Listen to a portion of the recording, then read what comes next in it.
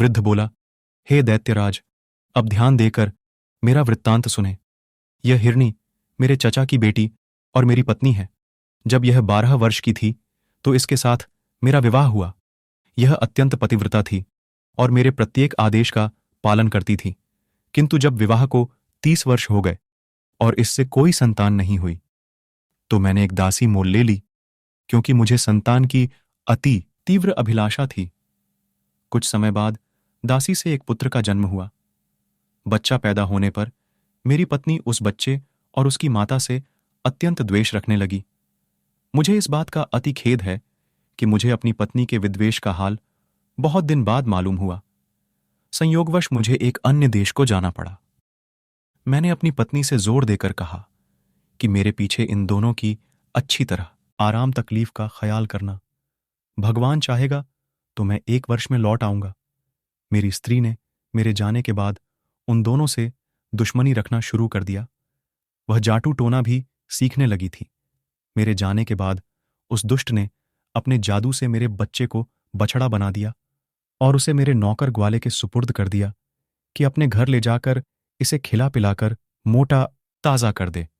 इसी प्रकार उसने मेरी दारी को जादू के जोर से गाय बना दिया और उसे भी ग्वाले के घर भेज दिया।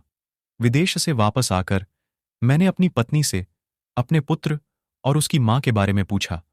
उसने कहा कि तुम्हारी दासी तो मर गई है और तुम्हारे पुत्र को मैंने 2 महीने से नहीं देखा।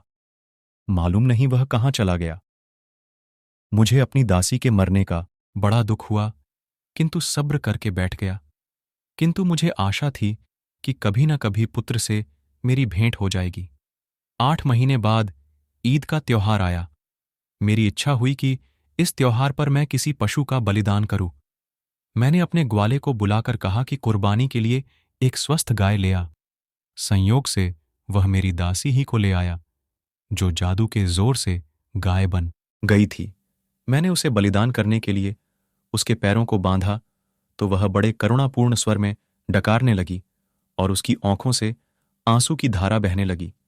उसका यह हाल देखकर मुझे उस पर दया आ गई और मुझसे उसके गले पर छुरी न चल सकी। मैंने ग्वाले से कहा कि इसे ले जा और कुर्बानी के लिए दूसरी गाय ले आ। यह सुनकर मेरी पत्नी बहुत क्रुद्ध हुई और कहने लगी कि इसी गाय की बलि दी जाएगी। ग्वाले के पास इससे अधिक हृष्ट पुष्ट और कोई गौ नहीं है। उसके भला बुरा करने से मैंने फिर छुरी हाथ में ली और गाय को मारने के लिए उद्यत हुआ। इस पर गाय और भी चीख पुकार करने लगी। मैं अजीब दुविधा में पड़ा। अंत में मैंने छुरी ग्वाले को दे दी और कहा, मुझसे इस गाय पर छुरी नहीं चलती, तू ही इसका बलिदान कर दे। ग्वाले को गाय के रोने चिल्लाने पर दया न आई और उसने छुरी फेर दी। जब गाय की खाल उतारी गई तो सबने देखा कि उसके अंदर अस्थिपंजर मात्र है, मांस का कहीं पता नहीं। कारण यह था कि गाय की हृष्टता पुष्टता तो केवल मायाजाल के कारण थी। मैं उस ग्वाले पर नाराज हुआ कि गाय को ऐसी दशा में क्यों रखा कि वह ऐसी दुबली पतली हो गई। मैंने गाय ग्वाले ही को दे दी और कहा, तू इसे अपने ही काम में ला। मेरे कुर्बानी करने के लिए कोई बछड़ा ही ले आ, किंतु वह मोटा ताजा होना चाहिए, इस गाय की तरह नहीं। ग्वाला शीघ्र ही एक मोटा ताजा बछड़ा ले आया। बछड़ा देखने में भी बड़ा सुंदर था। यद्यपि उस बछड़े के बारे में मुझे मालूम न था कि यह मेरा ही पुत्र है, तथापि उसे देखकर मेरे हृदय में प्रेम उमड़ने लगा और वह बछड़ा भी मुझे देखते ही रस्सी तुड़ाकर मेरे पैरों पर गिर पड़ा। इस बात से मेरे हृदय में प्रेम का स्रोत और जोर से उबलने और मैं सोचने लगा कि ऐसे प्यारे बछड़े को कैसे मारूं। इन भावनाओं ने मुझे अत्यंत विह्वल कर दिया। उस बछड़े की आंखों से आंसू बहने लगे। इससे उसके प्रति मेरा प्यार और उमड़ा और मैंने ग्वाले से कहा कि इस बछड़े को वापस ले जा और इसकी जगह कोई दूसरा बछड़ा ले आ। इस पर मेरी पत्नी ने कहा कि तुम इतने मोटे ताजे बछड़े की कुर्बानी क्यों नहीं करते। मैंने कहा कि यह बछड़ा मुझे बड़ा प्यारा लगता है और मेरा जी नहीं करता है कि इसका वध करूं। तुम इसके लिए कुछ जोर मत दो। लेकिन उस निहुर दुष्ट ने तकरार जारी रखी और विद्वेषवश उसके वध पर जोर देती रही। मैं उसकी बहस से तंग आकर छुरी लेकर पुत्र की गर्दन काटने चला। उसने फिर मेरी ओर देखकर आंसू बहाए। मेरे हृदय में ऐसी दया और प्रीति उमड़ी कि छुरी हाथ से गिर गई। फिर मैंने अपनी पत्नी से कहा कि मेरे पास एक और बछड़ा है, मैं उसे कुर्बान कर दूंगा। वह दुष्टमना फिर भी उसी बछड़े को मारने पर जोर देती रही, किंतु इस बार मैंने उसके बकने झकने की परवाह नहीं की और बछड़े को वापस कर दिया। हां, पत्नी के हृदय को सांत्वना देने के लिए कह दिया वह कि बकरीद के दिन इसी बछड़े की बलि दूंगा। ग्वाला बछड़े को अपने घर ले गया, लेकिन दूसरे दिन तड़के ही मुंह से एकांत में कहा कि मैं आपसे कुछ कहना चाहता हूं और मुझे आशा है कि आप मेरी बात सुनकर प्रसन्न होंगे। मेरी बेटी जादू टोने में प्रवीण है। कल जब मैं उस बछड़े को वापस लेकर गया तो वह उसे देखकर हूंसी भी और रोई भी। मैंने इस विचित्र बात का कारण पूछा तो बोली कि अब्बा, जिस बछड़े को तुम लौटाकर जिंदा लाए हो वह हमारे मालिक का बेटा है, इसलिए मैं इसे जीता जागता देखकर प्रसन्न हुई। रोई इसलिए कि इसके पहले इसकी मां की कुर्बानी दे दी गई थी। हमारे स्वामी की पत्नी ने सौतिया डाह के कारण इन माता पुत्र को जादू के जोर से गाय और बछड़ा बना दिया था। मैंने जो अपनी बेटी के मुंह से सुना, जैसा का तैसा आपको बता दिया। हे दैत्यराज, अब आप सोचिए कि यह वृत्तांत सुनकर मेरे हृदय में कितना शोक और संताप उठा होगा। मैं कुछ देर मर्माहत होकर चुप रहा, फिर ग्वाले के साथ उसके घर पर चला गया ताकि इस वृत्तांत को उसकी बेटी के मुंह से सुन। सबसे पहले मैं उसकी पशुशाला में गया ताकि आपने बछड़ा बने हुए पुत्र को देखूं। मैं उस पर हाथ फेरा। इसके पहले ही वह मेरे पास आकर इतना लाड करने लगा कि मुझे विश्वास हो गया कि यह मेरा पुत्र ही। मैंने लड़की के पास जाकर ग्वाले के मुंह से सुना हुआ हाल दोबारा सुना और लड़की से कहा कि क्या तुम इस बछड़े को फिर से मनुष्य का रूप दे सकती हो? उसने कहा, निश्चय ही मैं उसे दोबारा मनुष्य बना सकती हूं। मैंने कहा, अगर तुम ऐसा कर दो तो मैं तुम्हें अपनी सारी धन संपदा दे दूंगा। लड़की ने मुस्कुराकर कहा कि हम लोग आपके सेवक हैं, आप हमारे मालिक हैं, आप रखी आज्ञा शिरोधार्य है, किंतु बछड़े को मनुष्य रूप में दोस्तों पर दूंगी। एक तो यह कि उसके मनुष्य बन जाने पर आप उसका विवाह मेरे साथ कर दें, और दूसरा यह कि जिसने इसे मनुष्य से पशु बनाया है उसे भी थोड़ा दंड दिया जाए। मैंने उत्तर दिया, मुझे तुम्हारी पहली शर्त बिल्कुल मंजूर है। मैं तुम्हारा विवाह उसके साथ कर दूंगा और तुम दोनों को इतना धन धान्य दूंगा कि जीवन पर्यंत तुम्हें किसी चीज की कमी नहीं रहेगी।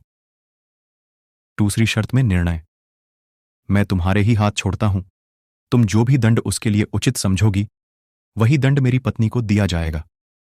हां, यह जरूर कहूंगा कि यद्यपि वह दुष्ट दंडनीय है, किंतु उसे प्राणदंड न दे देना। लड़की ने कहा कि जैसा उसने आपके पुत्र के साथ किया है वैसा ही मैं उसके साथ करूंगी।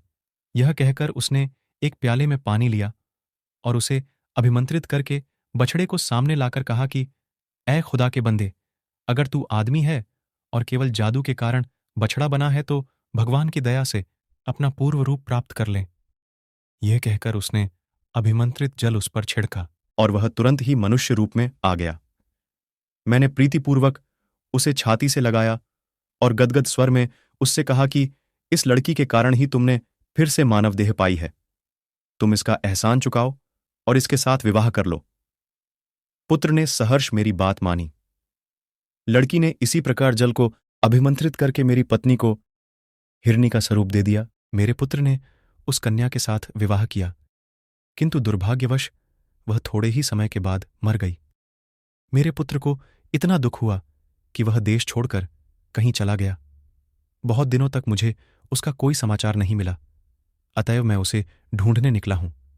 मुझे किसी पर इतना भरोसा नहीं था कि अपनी हिरणी बनी हुई पत्नी को उसके पास छोड़ता, इसलिए मैं उसे अपने साथ लिए हुए देश देश अपने पुत्र की खोज में घूमता हूं।